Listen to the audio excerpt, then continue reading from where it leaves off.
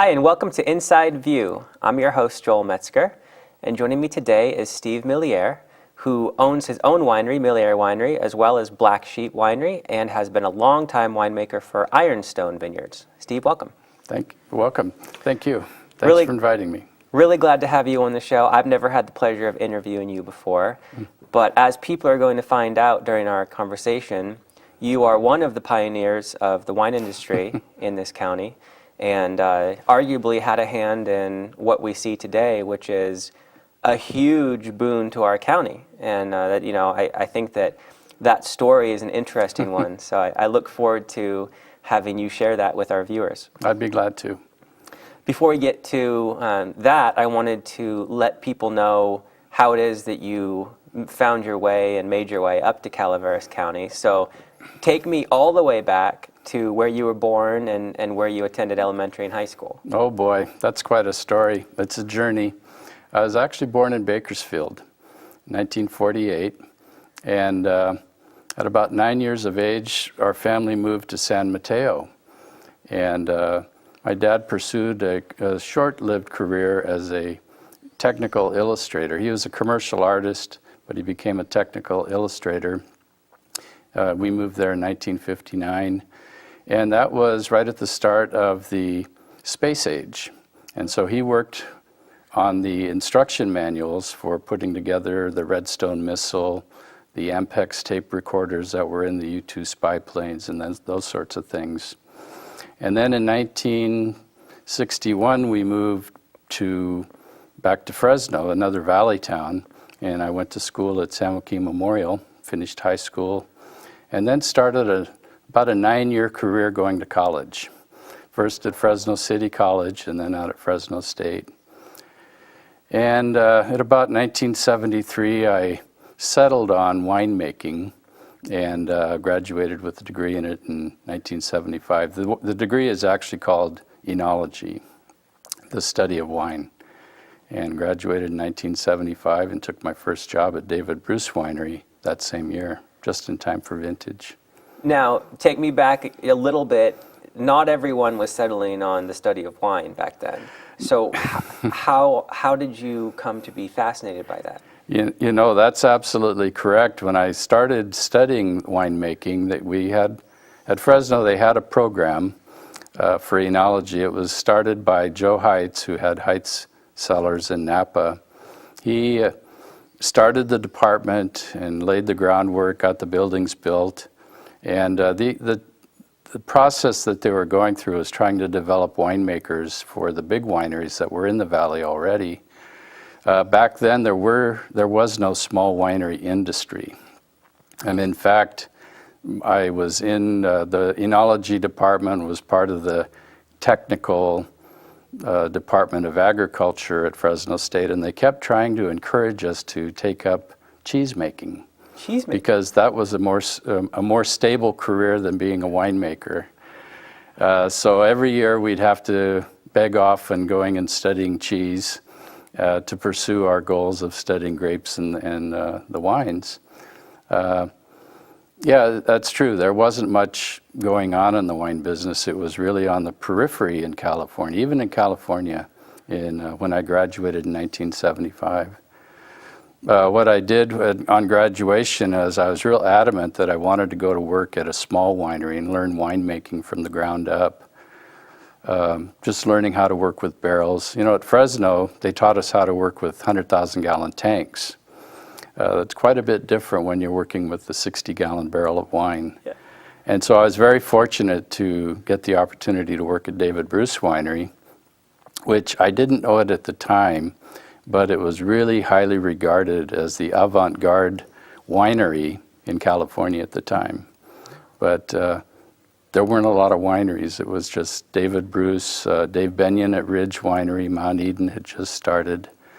Stony Hill was going, but it had just recently been started. So it was right at the very beginning of what we now take for granted as a thriving artistic winemaking culture.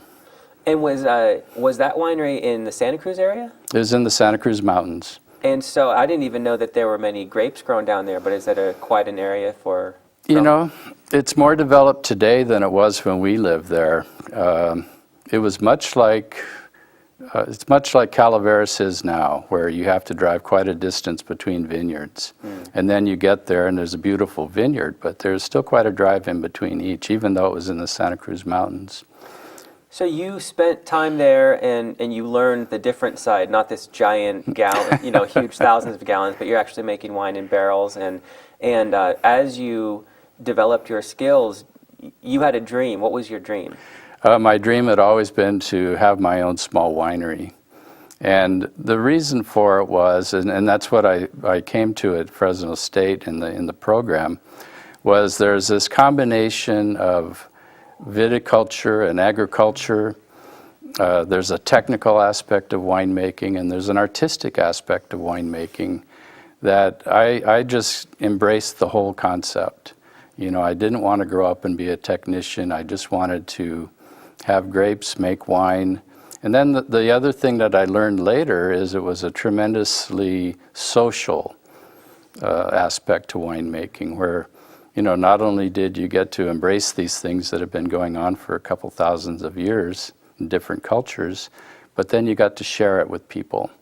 And that's really a very great element to the whole study and production of winemaking. Speaking of social, you met someone important during a social wine tasting. Who was that? Oh, my wife Liz. It was at David Bruce Winery. Every Friday and Saturday night he'd have these big wine tastings, and they'd have exotic menus, and everybody that was invited had to bring something.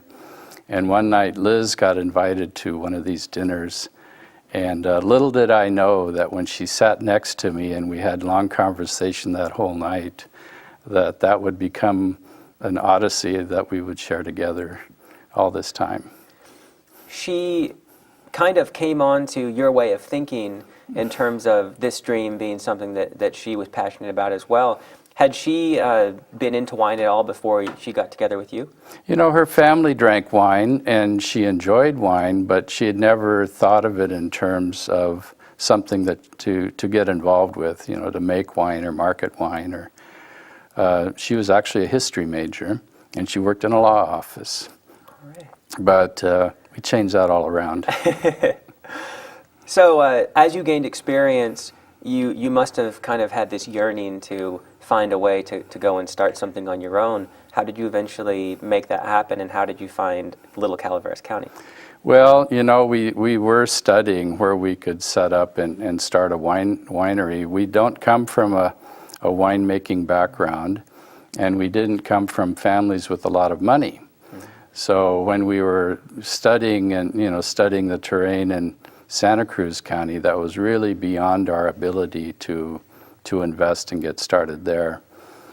I got a call one day from a fellow named Barden Stevenow, and he invited me to come up to Murphy's, which I had to ask him where that was, and talk to him about a winemaking position he had. And I said, well, I'd like to, but you know, I'm really wanting to start my own winery. And he said, well, that would be fine. And I thought, whoa. So he invited the whole family to come up. And so we drove up to the foothills. And of course, we're from Santa Cruz, so we drove all across the valley, up into the foothills. About Copperopolis, the kids were getting a little impatient. And but we finally did make it to Murphy's. And the question we all had was, where are the grapes? Because we drove through the grape land down in the valley, and when we got up here, we didn't see any. And of course, that's because there weren't any. We didn't see any until we got down to the bottom of the canyon along San Domingo Road, where Barden's vineyard was located. And I think we all knew, all four of us in the car knew right at that moment that this is where we were going to go. It was just, there's just something about Murphy's and that vineyard and that location that said, this is it. And long story short, that became it. So you moved the family up, and did you settle in the town of Murphy's then? Not right away. Barden told us, he promised us that there was plenty of housing in town, and we'd be able to move in and have no problem. Well, it turned out David Gerber was filming 7 Brides for 7 Brothers. and every available house was rented to Katz and Cruz. And so we actually moved into San Andreas first, and then after about 6 or 8 months, we were able to move into a house on Ponderosa, just outside of Murphy's. And have you stayed in that area since then? Oh, yes, yeah. Okay. So tell me about Barden. And for those who don't know, he's kind of the pioneer for the resurgence of wine in Calaveras. But before you talk about him, Calaveras used to have wine long ago, is that right? Oh, absolutely. For California, it's got a very long and storied history of grape growing and winemaking. Unfortunately, it all got kind of wiped out when Prohibition came along, and then they took out the railroad tracks, and that cut off all transportation.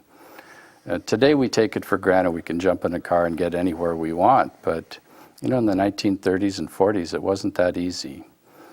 And so yes, we had quite a reputation. Where Ross Reservoir is located right outside of Angels Camp was a Gewürztraminer vineyard, of all things. Of course, the Ghirardelli vineyard has been in existence since 1900, so it's had a pretty good history. And that's in the Burson area? That's down by Burson. How did they manage to keep their vines through Prohibition? Did they... Well, there's a few stories about that. They leased the vineyards out to people, and Alan's grandfather got a call from the Internal Revenue Service that they had busted somebody with a still on the property, and he better get up there and start farming the property himself. So that's how they got more involved. Used to be they would just lease the property out and let people farm the grapes, which is a pretty common arrangement. But when there was the bust of the still during Prohibition, that made them get more serious about actually farming it themselves. So Prohibition, as you said, pretty much knocked out the wine industry in our county, but it wasn't as though the potential was gone. It just needed someone to be a catalyst for bringing that back. And I think it's fair to say that was Barden Steveno. Yeah, I would agree. He's an entrepreneur. He was a Navy SEAL, so he was used to taking risk.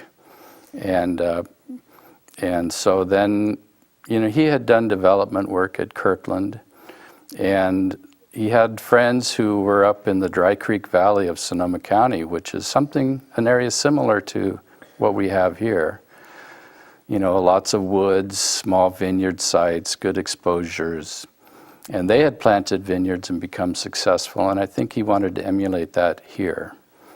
And so he planted vines out on the Shaw Ranch and then established his winery. And as we all know, when you start making wine, it's easy, the first few hundred cases, to make them and sell them. It's a lot of fun. But after that, the work starts beginning, and you have to get out and start marketing. And it was about that time we came along and started working for Barden. Liz was able to join the company as in the marketing department. And our first goal was actually to get the local people to support the winery. Up until then, he had been known to be out there, but nobody really knew what was going on, and a lot of rumors were flying.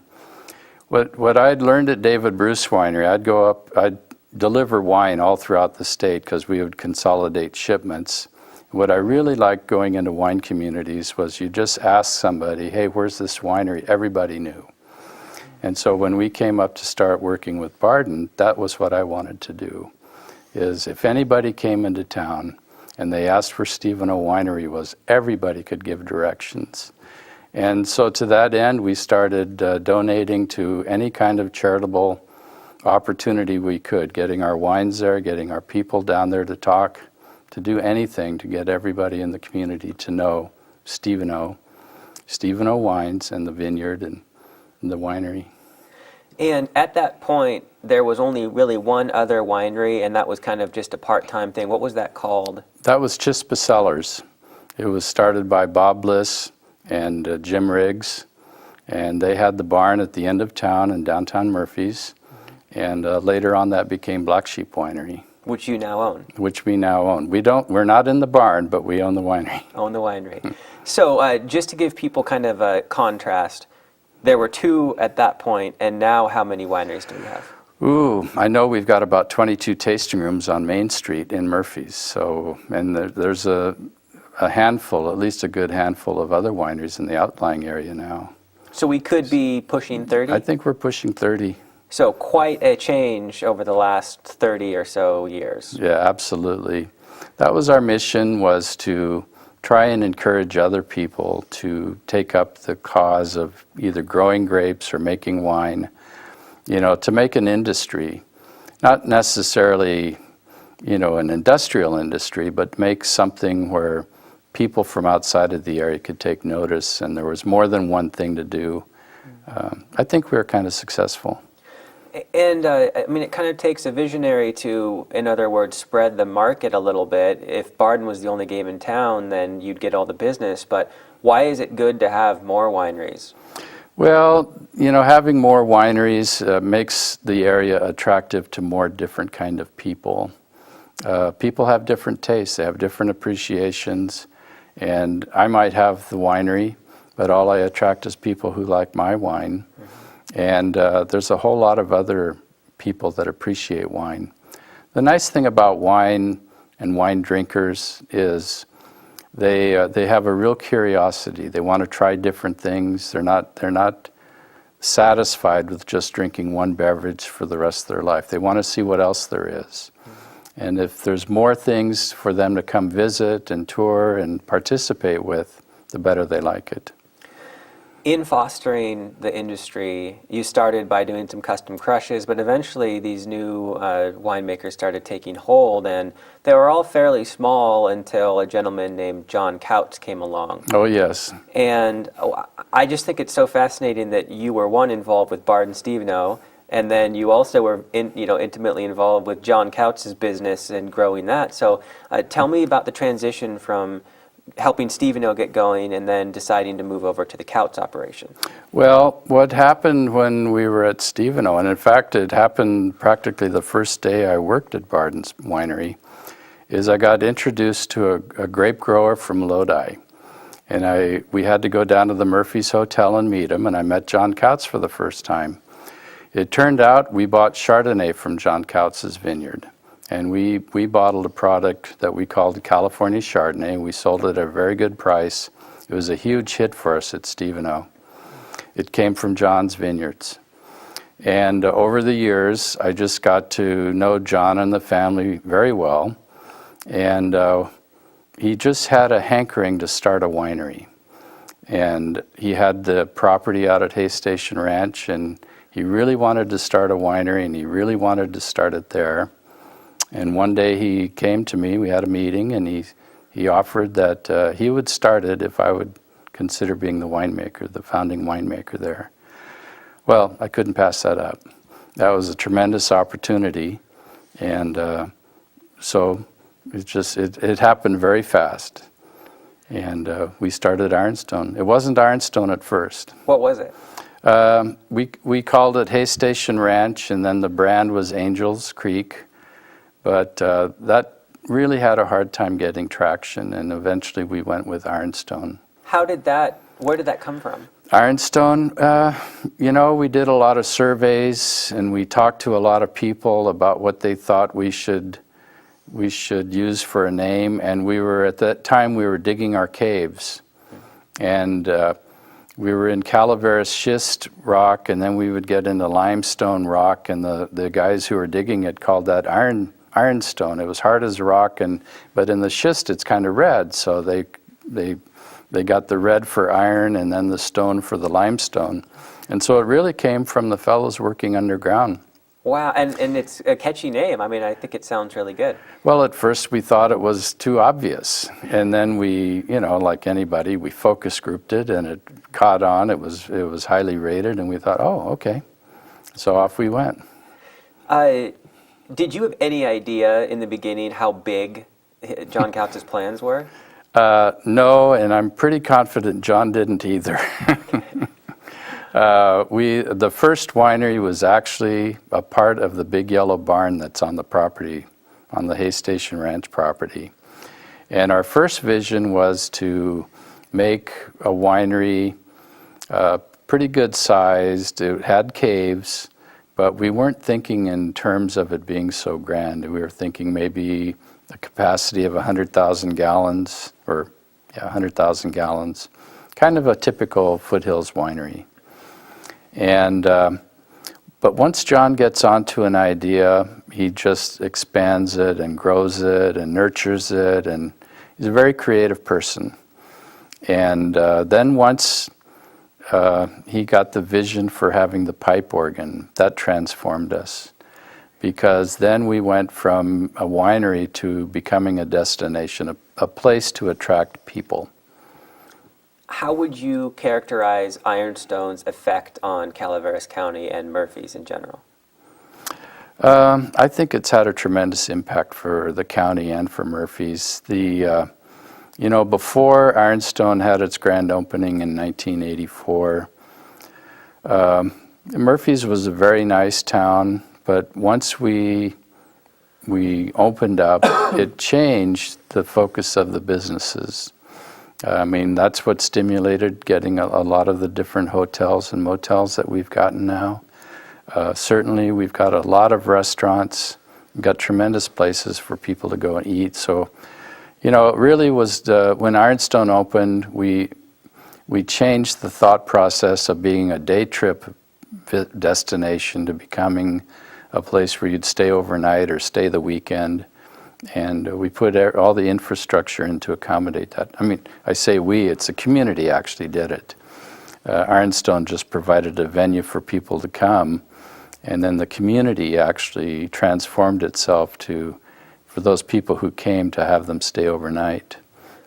And you have been the winemaker since the beginning? From the beginning, yes. And are you the head guy, or are you a co-chair of winemaking, or how does it work over there? Well, it's transformed itself over the years, but I'm the head winemaker, and I oversee winemaking operations at Ironstone, and then we have wine made for us at our sister winery in Lodi. I oversee those wines, as well as getting them bottled, and then I work on a lot of other projects for the family, winemaking projects. You said in the beginning we were looking at 100,000 gallons. What is the rough estimate now? Oh, Ironstone's capacity is just under 1 million gallons of wine now. So it kind of grew. It kind of grew. How do you handle that much? I mean, there's no way you can do that on your own. No, I don't, and I don't pretend that I do. I have a very good staff, and they're my eyes and ears and taste buds and nose, and they help me tremendously. I'm the decision maker and set the course and what we're trying to achieve, but I have a very well-trained staff that helps me get to that point. My cellar master is Andy Tonetti, a local fellow, went to school here. His family's a long-time family in the county. He's a tremendous asset. That's how I can do it. So yeah, good staff is definitely key. Absolutely. I wanted to also mention your other ventures, which are your own ventures. You have Milliere Winery and you have Black Sheep. So that's even more responsibility for you to handle. But what is it like being the owner of some smaller wineries as well? Well, that's really what drove me to move to Murphy's in the first place, was to start our small winery. And, when you make wine on a small scale, it's much more intimate. Where I have a big staff at Ironstone, for the longest time it was just myself and Liz making all the wines. In fact, when our winery was on Main Street in Murphy's, and it was there for a good 10 years, Liz was actually the one who did the punch downs during the day while I was off working at Ironstone. And one year we had our backyard completely filled with half-ton bins. I think we had 27 half-ton bins. And Liz will never let me forget it. She punched down every one of them. Twice a day? Twice a day by herself. And just so people know, when you're fermenting the grapes, the skins and other things tend to float to the top, and you need to recirculate those. Is that right? Right. You need to reintroduce the cap back into the liquid. That's where all the color is for red wine, and all the flavor is with the color. And so the process is to punch the cap from the surface back down into the liquid. But this is not an easy thing to do. No, it takes some upper body strength, right? So no wonder she's never going to let you forget it. Right. Well, we were both a lot younger back then. So are you finding that you're still getting the same satisfaction from having these small wineries that are a little more intimate for you? Oh, yes. It's, like I talked about, winemaking and wine enjoying is very social. And when you have your own place and you're talking to customers, they're not just customers, they're friends. They become friends and, lifelong companions in life. And so that's a really nice element of it. That's what I learned at David Bruce, which I wasn't really aware of until I went to work there, is the intimate relationships you strike up with people over a glass of wine. And so that part of it's still very nice. We work with a handful of growers, some of which I've been making wine with their grapes since 1978 from David Bruce days. And so it's always fun to have a glass of wine from their vineyard and have them over for dinner and reminisce, but also plan for the future. Speaking of the future, where do you see Calaveras County going? I think it has a tremendous opportunity here for grapes and winemaking. Our wines are the equal of any produced in the world. And I say that from personal experience. I've taken my wines all over the world, tasting them with people, selling them. Ironstone sells in every market in the world. So I know our wines are competitive. It's just nobody knows about us. If you say Napa, that's, everybody knows where Napa is. If you say Sonoma, there's a few less know where Sonoma is. But when you say Murphy's or Calaveras County or even Sierra Foothills, nobody really knows where that is. And that's what we have to do, is provide the tools for education to get people to understand who we are, where we're located, what makes us different, and why should they care to get involved with our stuff. And when that message gets out, then watch out, huh? That's exactly right. I know getting our wines, scores for our wines, we can compete with everybody, and we do it very well. But right now, it's just about getting the message out. And when the message does finally get out, then I think there'll be tremendous more opportunity for all of us to grow our wines and sell them around the world. Well, Steve, I really appreciate you taking the time to tell the story of wine in Calaveras County. And I want to have you back to talk about the process of winemaking and maybe even designate a whole episode for that. Oh, sure. It's a fascinating process. If people want to taste your wines, they can go to Murphy's, and your tasting rooms are both on Main Street, Black Sheep and Villiers. Mm-hmm, correct. Once again. And also at Ironstone. And at Ironstone. So thank you for joining me. Sure, thank you. Thanks for having me. You bet. And thank you for joining me on this edition of Inside View. I'm your host, Joel Metzger, and I hope you join me next time.